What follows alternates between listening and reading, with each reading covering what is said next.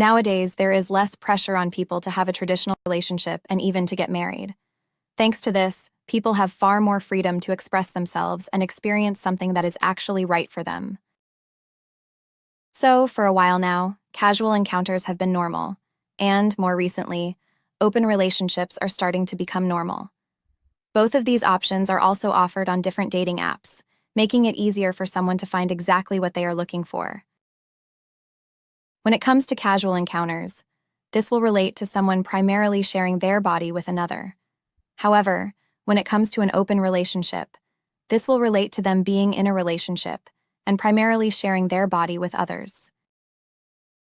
In this type of setup, then, both they and their partner will be able to share sexual experiences with other people.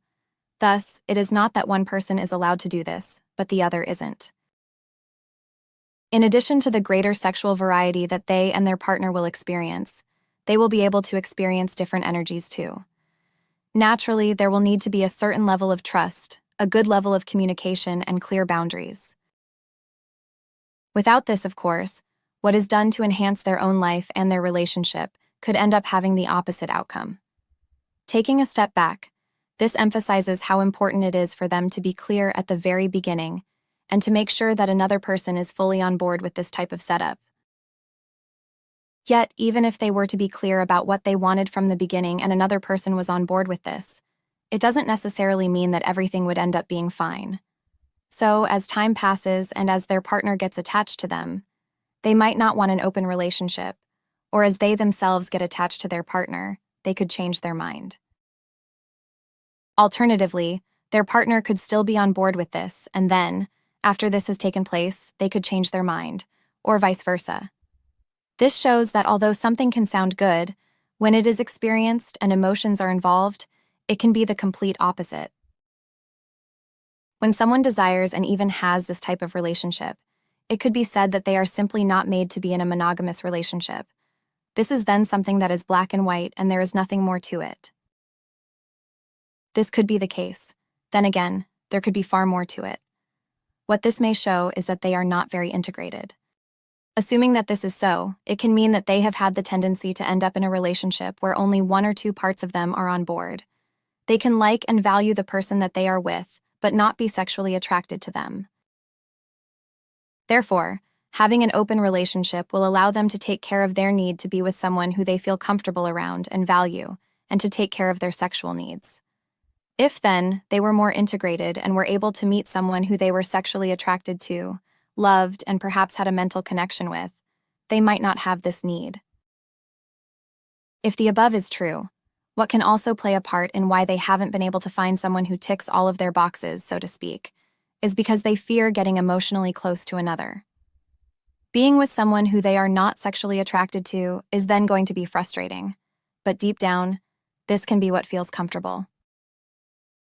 If they were to meet someone who was different, they could end up feeling smothered and trapped.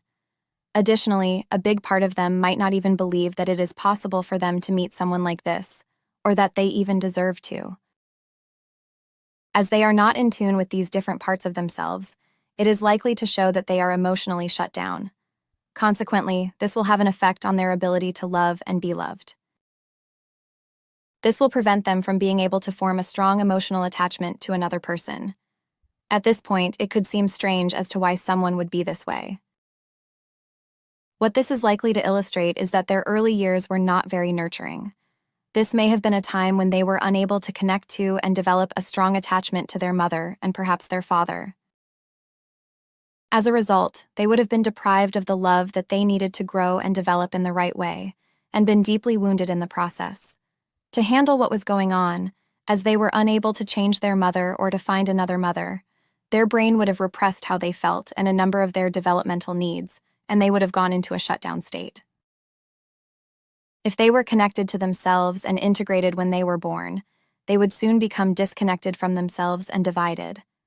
And, as they would have received misattuned care, to one degree or another, closeness would have been seen as something that would cause them to be smothered and trapped, while separation would have been seen as something that would cause them to be abandoned.